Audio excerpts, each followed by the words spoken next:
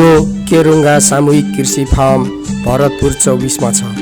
यो फार्मको परिकल्पना भरतपुर महानगरपालिका वडा नम्बर 24 का वर्तमान वडा अध्यक्ष श्री कान्छा मल्लले गर्नुभएको हो।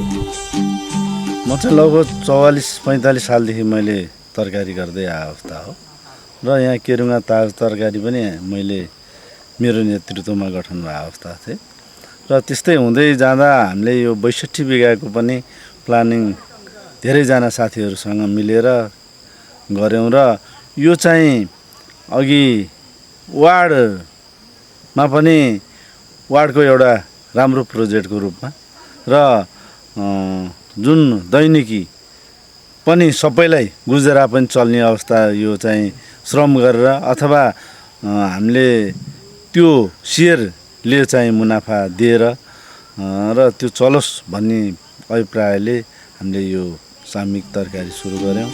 यो फार्म तयार गर्न कृषि ज्ञान केन्द्रका प्रमुख राजन ढकालको सल्लाह सुझाव र सक्रियताले महत्त्वपूर्ण भूमिका निर्वाह गरेको थियो।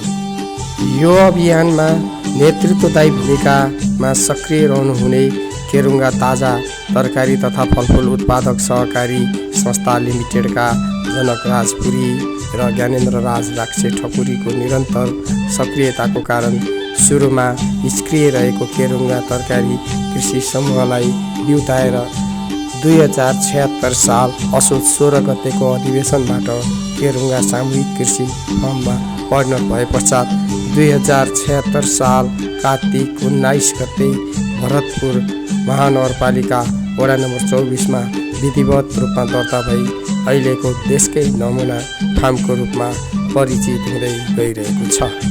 मास प्रोडक्सनमा हामी विश्वास गरौँ। पहिला कुरा सामूहिक रूपमा विश्वास गरौँ। व्यक्तिले त धेरै ठाउँमा धेरै किसिमका खेतीपाती गरि नै रहनु भएको छ। हजुरहरू पनि कति ठाउँमा जानुभयो होला, देख्नुभयो होला। तर सामूहिक रूपमा अगाडि बढ्दाखेरि एउटा समूहभित्रको अनुशासन प्रमुख कुरा हुने। त्यसपछि हामी कुन मोडलमा गएको छौँ भने 20,000 देखि हामीसँग सेयर छ। 20,000 सेयर भनेको हामीसँग ज्याला मजदुरी गरेर हामीसँग खेती किसान गर्न आउने मजदुरहरू नै यहाँको मालिक बन्न पाउने खालको कन्सेप्टले हामी यसलाई विकास गरेका हौँ। जस्तो हामीसँग खेती गर्दा गर्दै बचाएको रकमले उहाँहरू सेयर किनेर यो 62-65 बिघाको मालिक बन्न सक्नुभयो उहाँहरू भनेपछि त एउटा सामान्य लगानी गरेर पनि उसलाई यो ठाउँ अपनत्व हुने खालको त्यसरी विकास गरेर लानुपर्छ र सामूहिक रूपमा सधैँभरि एक्लै दौडिने, एक्लै गऱ्यो भने स्ट्रेन्थ हुँदैन, हामीमा पावर हुँदैन, बार्गेनिङ पावर हुँदैन र हामीले जतिसुकै उत्पादन गरे पनि उत्पादन चाहिँ हामीले मार्केटमा राम्ररी लान सकिएन भने, हामीले व्यापारीसँग बार्गेनिङ गर्न सकिएन भने किसान चाहिँ सधैँभरि त्यही झुत्रे झाम्ले भएको किसान, त्यही हार नङ्ग्रा खियाएर फोहोरी भएर हिँडेको किसान भन्ने बित्तिकै त्यो खालको कन्सेप्ट छ। अब त्यस्तो होइन, किसानलाई पनि अलि फरक तरिकाले प्रेजेन्ट गर्ने र सामूहिक रूपमा लैयो भने बार्गेनिङ पावर पनि बढ्छ। सबैजनाको हार्दिकता रूपमा हामी अगाडि बढ्न सक्यो भने यो प्रोजेक्टलाई पनि सफल बनाउन सकिन्छ। समग्रमा यो ओडाकै एउटा कन्सेप्ट हो। अब त हामी के सोच्दैछौँ भने यो एउटा सानो प्रोजेक्ट मात्रै हो। अब हामीले फेरि हाम्रो वार्डलाई चाहिँ प्रत्येक घरलाई कृषिमा जोड्ने, प्रत्येक घरको सेयर बराबर कृषिमा जोड्ने, प्रत्येक घरलाई कृषिमा जोड्ने, त्यसरी पनि हामी अगाडि बढाउँदैछौँ। चितवन जिल्लाको सदरमुकाम भरतपुरबाट 22 किलोमिटरको दूरीमा अवस्थित यो फार्म रहेको ठाउँ तत्कालीन श्री 5 को सरकारले 2035 सालमा जङ्गल फडान गरी मकवानपुरका बासिन्दालाई सट्टा भर्नाको रूपमा उपलब्ध गराएको स्थान हो।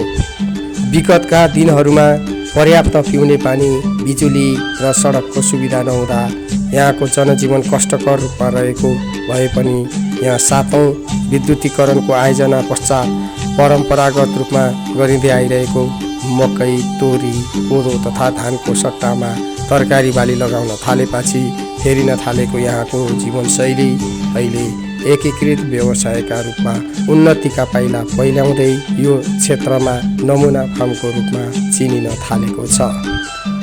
पहिलेदेखि नै अब कृषि पेसा त मेरो सहायक रूपमा रहिरहेकै थियो। अब यसलाई मुख्य पेसा बनाउनुपर्छ भनेर यो एउटा सामूहिक तरकारी खेतीको लागि चाहिँ हामीले एउटा पहल गऱ्यौँ र अनि यो केरुङ्गा सामूहिक कृषि फार्म भन्ने चाहिँ संस्था खडा गरेर हामीहरू यसमा आबद्ध भएका छौँ र यसमा म पनि संलग्न छु र अहिले यो भर्खरै सुरु भएको हो, करिब 1 वर्ष जति भयो यो सञ्चालन हुन थालेको। यसले राम्रै प्रगति गरेको देखिन्छ। यसका चाहिँ अब अहिले भवनका संरचनाहरू पनि तयार भइसकेका छन्। कार्यालय भवन बनेको छ, सङ्कलन केन्द्र बनेको छ, मल गोदाम बनेको छ।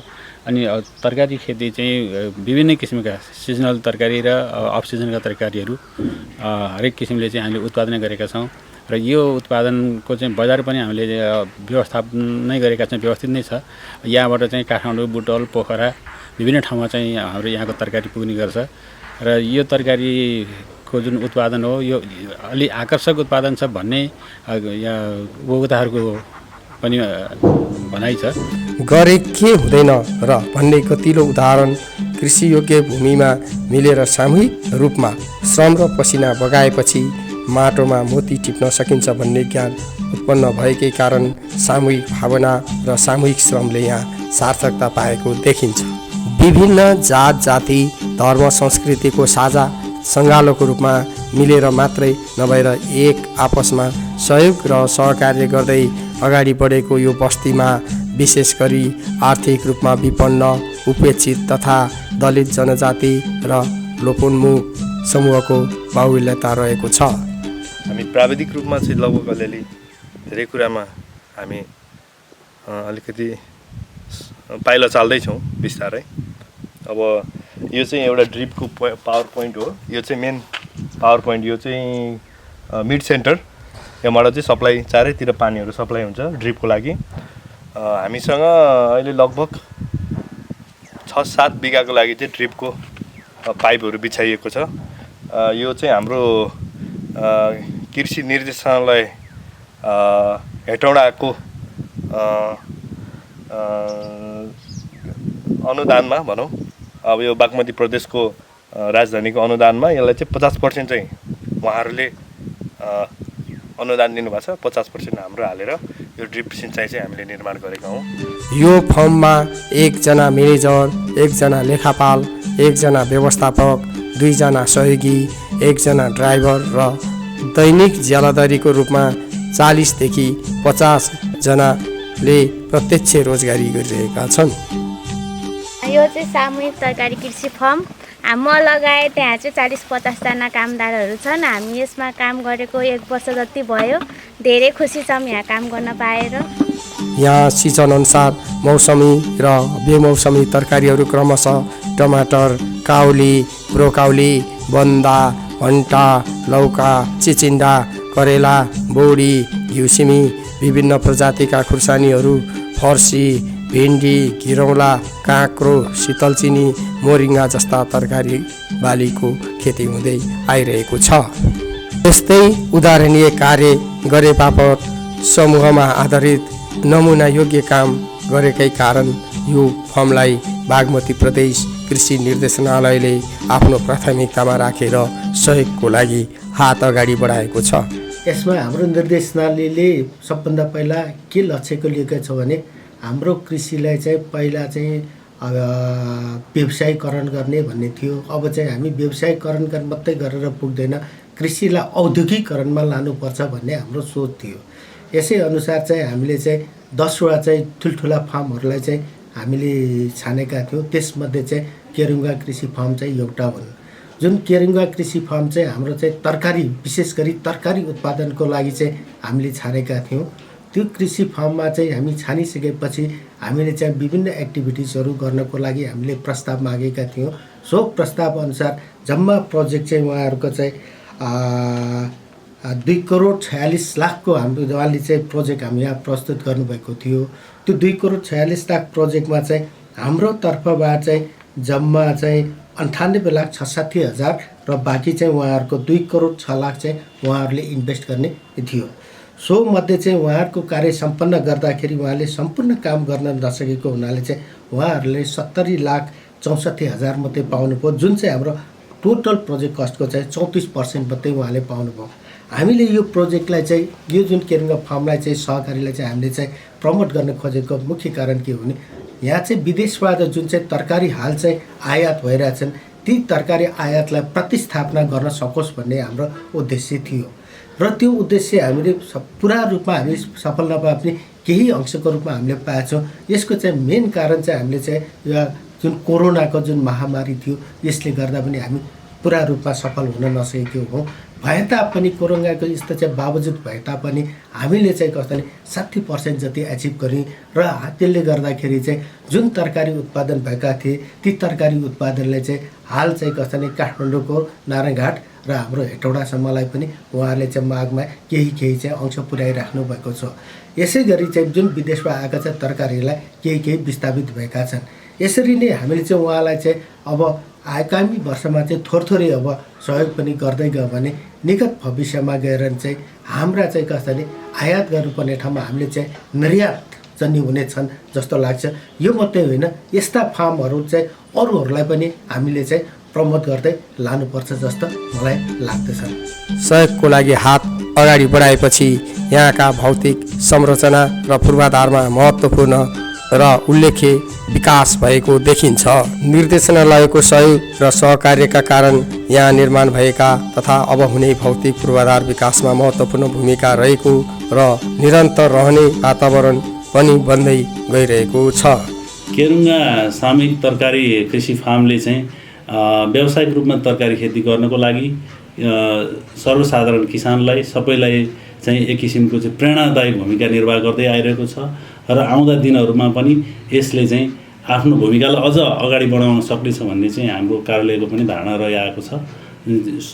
त्यसै विषयलाई मध्यनजर गर्दै हामीले पनि अनुदानका कार्यक्रमहरू मार्फत त्यस सामूहिक तरकारी कृषि फार्म मार्फत तरकारीको व्यावसायीकरण गर्नको निम्ति हाम्रो चाहिँ विशेष पहल कदमी रहिरहेको छ कार्यालयको पनि। निर्देशनालयको दूरगामी सोच र त्यसले भविष्यमा कृषिलाई आधुनिकीकरण यन्त्रीकरण गर्ने परिकल्पना र त्यसलाई सार्थक बनाउने योजनाले यस्ता फर्महरूमा हुने सहयोगले निर्देशनालयको पनि आफ्नै गरिमा बढ्दै गइरहेको छ, जसबाट कृषिमा आधारित रहेर आफूलाई कृषक बनाएर समाजमा शिर ठाडो बनाएर हिँड्न चाहने स्वाभिमानी नयाँ पुस्ताका युवाहरूलाई ठुलो प्रेरणा मिल्ने देखिन्छ।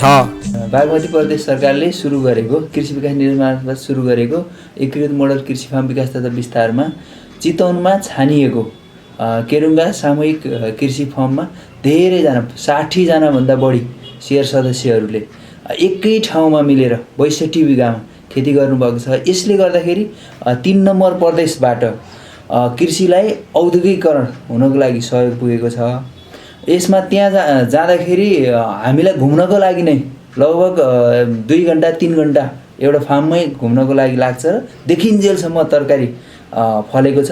यसले गर्दाखेरि हाम्रो कृषिको उत्पादकत्व उत्पादन र त्यसमा व्यवसायीकरण बढेको छ। अनि अझै औद्योगिक मेसिनरीहरू प्रयोग गर्नुभएको हुनाले आधुनिक टनेलहरू निर्माण गर्नुभएको हुनाले आधुनिकीकरण पनि बढेको छ। यस्तै प्रेरणा उहाँहरूकोमा घुम्न जानेहरूलाई प्रेरणा मिलेर यस्तै विभिन्न धेरै जग्गाहरूलाई चक्लाबन्दी गरेर यसरी खेती गर्न सकियो भने कृषि क्रान्ति हुने अनिवार्य कृषि क्रान्ति हुनेछ। यो अनुकरण र अनुसरण देशैभरि गर्दै देशलाई आर्थिक समृद्धिको बाटोमा डोर्याउनलाई कृषिमा आधुनिकीकरण र कृषिलाई औद्योगिकरण गर्नलाई सबैको प्रेरणा साथ र सहयोगको पनि उत्तिकै महत्त्वपूर्ण भूमिका रहेको देखिन्छ। परम्परागत चाहिँ खेती भइरहेको कृषि भूमिलाई हामीले एकीकृत गरी यो कृषि राष्ट्रले चाहेको र लक्षित समूह समेत सहभागिता हुने गरी यो सामूहिक तरकारी खेतीको अवधारणा ल्याएका छौँ र यो अवधारणामा हामीलाई यहाँका मुख्य कृषक, जनप्रतिनिधि, राजनैतिक अध्यक्षज्यू लगायत सबैको सहभागितामा हामीले यसलाई अगाडि बढाइरहेका छौँ र वर्तमान अवस्थामा हामीलाई कृषि निर्देशनालय हेटौँडाबाट पनि लागत साझेदारी कार्यक्रम अन्तर्गत सहयोग पुर्याइरहेको अवस्था छ।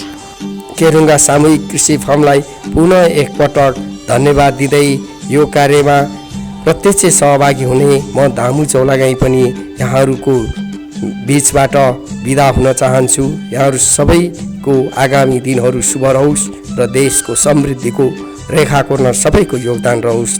धन्यवाद।